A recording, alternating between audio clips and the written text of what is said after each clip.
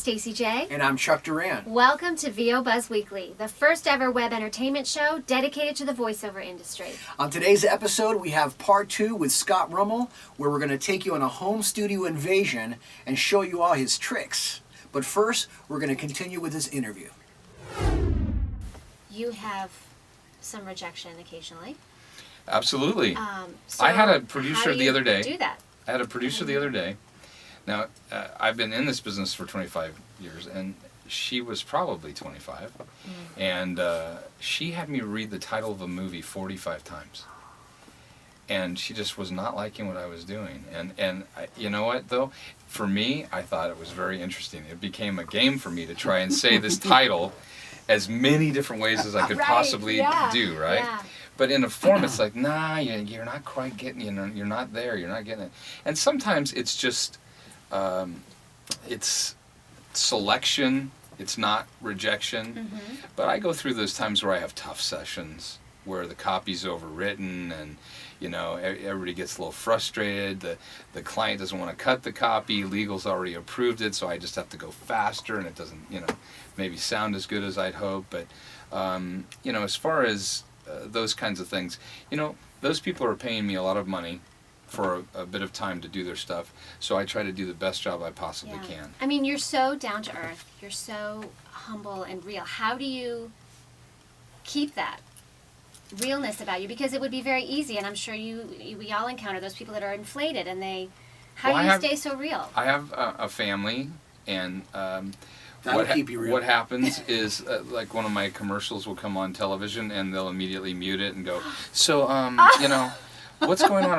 What are we having for dinner? Where are we going? That's going to keep you humble. You're like, that's me. Yeah. Hang on a second.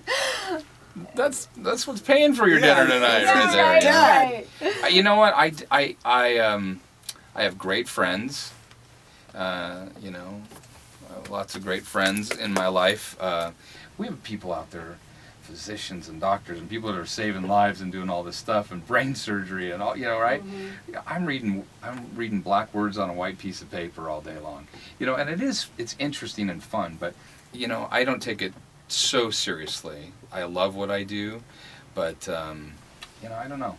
So to stay competitive in the market, in the promo market especially, do you think that it's more important to do one style well, or to be very, very diversified? I think there's two schools on that, and I am of the variety. I like to do a variety. Mm-hmm. I like to go from this week at Ralph's Red Delicious Apples, 69 cents, to how do you kill what's already dead? And that range, That's right? a range. Because if I had to do the same voice every day, or the same attitude or character every day over and over, it would drive me crazy. Now, there's some guys that have such a great recognizable sound, and they love just doing that. Right. It's either way, but I will tell you that both of them are equally as talented and equally weighted. I think there's something about a voice that you can count on that's always going to be the same voice. But like today I had to do for this Thanksgiving Charlie Brown thing that I was telling you guys about, I had to start out like it was a movie trailer. There are some events that come once a year, Yeah.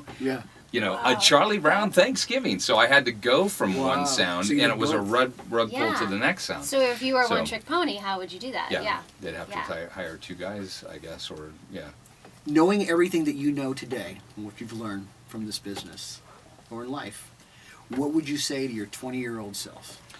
I would say relax. Just relax. Relax. It's going to be okay. It's all be going to okay. turn out okay.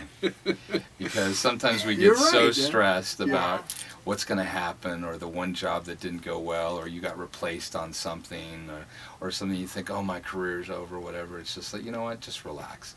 Enjoy the journey. Nice. Because the journey's a big part of the adventure and the fun. So that's what I would tell me. So how do you handle auditions, jobs when you're out of town? When I was just out of town.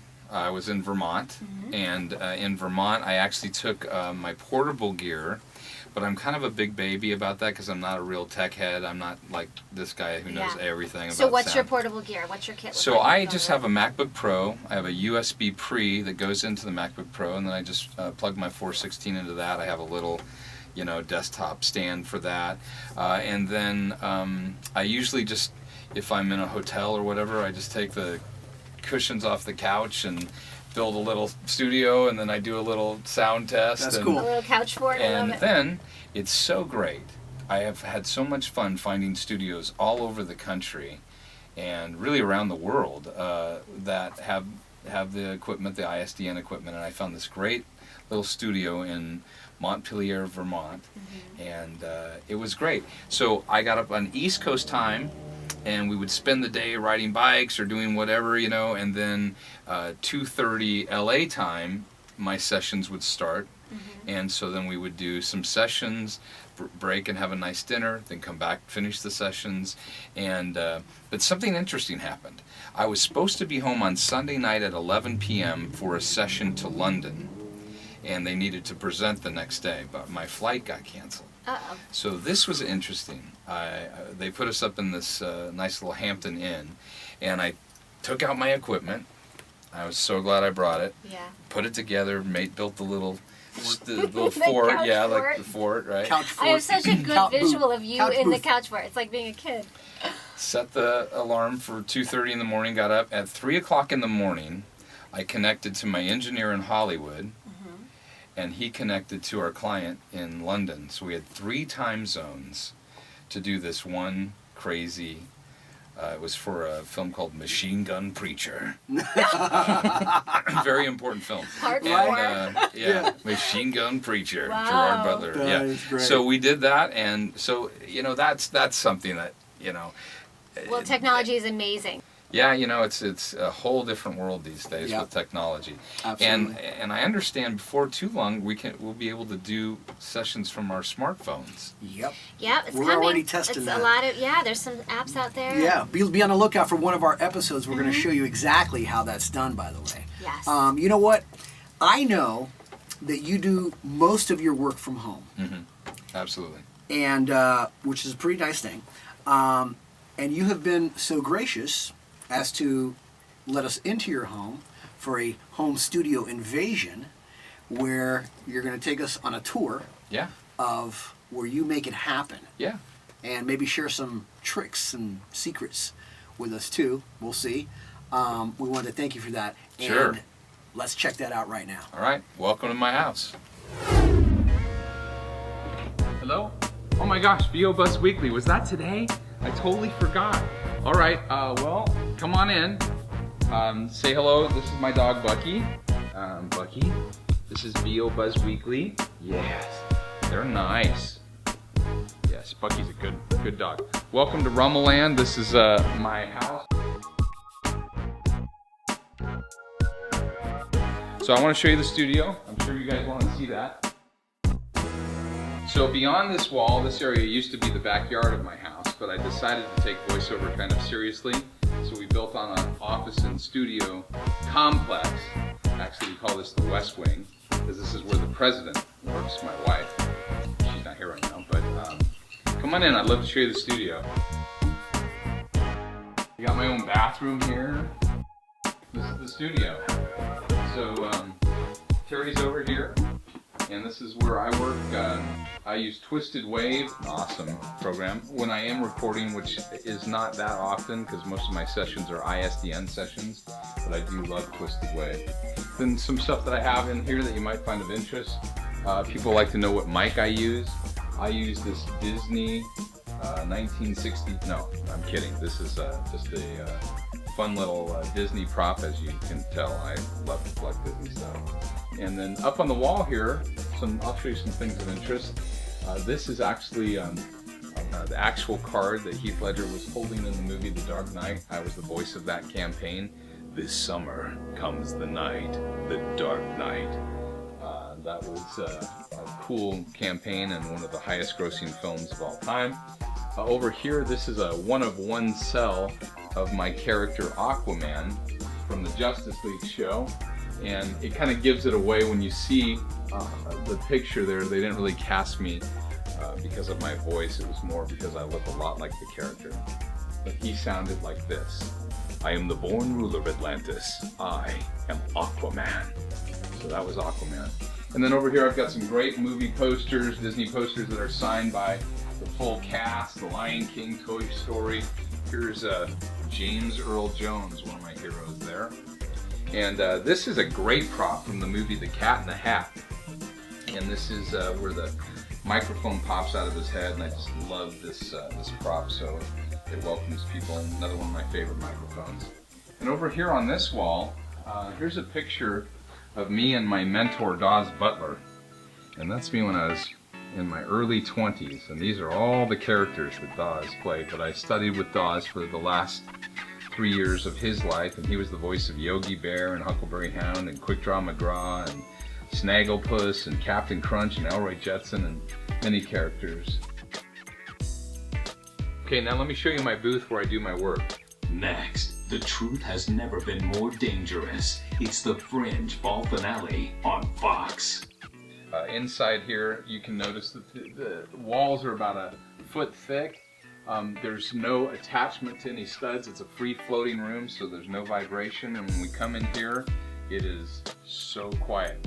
I literally had 2 jackhammers going out in the backyard last summer. They were replacing some of the concrete in the pool. And it was so loud in the backyard you couldn't stand it. But as soon as we walk into this room and close the door, it's dead. There's nothing. So you have to have a very, very quiet booth. It makes things nice. The other thing that you have is an air conditioning system here, and where the air just falls out. It's not really forced out. It's a very quiet climate control system. Up here you have, I've surrounded myself with some of my voiceover heroes, and then of course Don LaFontaine, one of my heroes and mentors. And then in my studio here, this is where I sit in a comfortable chair, and I have my keyboard here. A lot of people wonder why I have this keyboard. It's because I love to play music, and in between sessions a lot of times I'm playing music, or in between takes sometimes, and they're checking takes or editing. I hit my mute button here and then play away, and then they say, hey Scott, we're ready for the next take, and so then I just unmute it. And so let me tell you about some of my equipment. I'm using, first of all, this pre-sonic headphone amp over here, which gives me plenty of volume in my Sony professional headphones, and these I love. This Mackie mixer is a pretty simple mixer, but it's a very quiet, easy to use mixer. I've got my phones, and as I showed you, my mute button, my mic, my Zephyr, and all that stuff. And then what really creates my sound, I think, is the Avalon Preamp. I love this preamp, and I know people have their favorites, but for my voice, I love the Avalon, and it just goes really straight into with my microphone here, which is the Sennheiser 416 shotgun microphone. I use the Stedman. I was one of the first guys using the Stedman pop filter, which is an awesome pop filter. It takes the air and just shoots it down so you don't get a lot of plosives. And then, of course, the way most of my sessions are done is through ISDN, where I'm physically connected to a studio. And that's this box here. It's very simple to use, and it just works great. So when I put on my headphones, I may be speaking to producers in London, which I do quite often. It may be somebody at Harpo Studios in Chicago. It might be somewhere in New York, or many times in Hollywood. And this is a full broadcast signal that goes to them into their recording system. Now, for a lot of you, you know what I'm talking about. But this is how we work. So I put my headphones on, and my producers are giving me direction.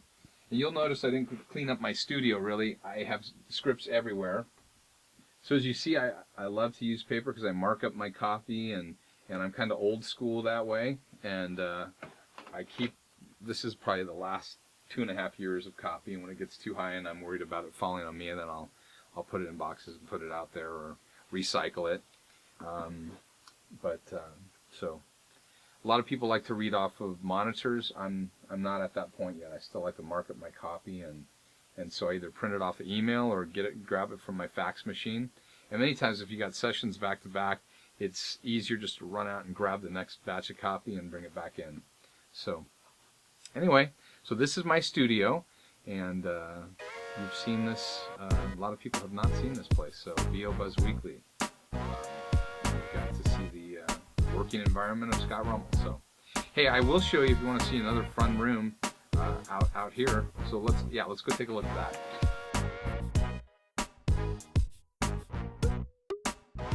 So this is my sky bucket, my friends. I know you guys are thinking I'm crazy. You'll see in here a lot of fun stuff, a lot of fun Disney stuff. It's a very colorful room, and love just to hang out here with the family and watch some movies or whatever. But thought you might like to see my sky bucket. But I gotta go, and you gotta go.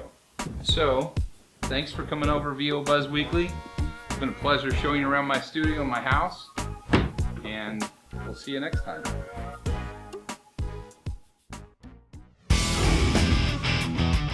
Well, that's it for us, everybody. Thanks for watching VO Buzz Weekly. Make sure to go to our website and subscribe so you don't miss one episode. Join us on Facebook and follow us on Twitter at VO Buzz Weekly. And remember, you always have time for a little buzz.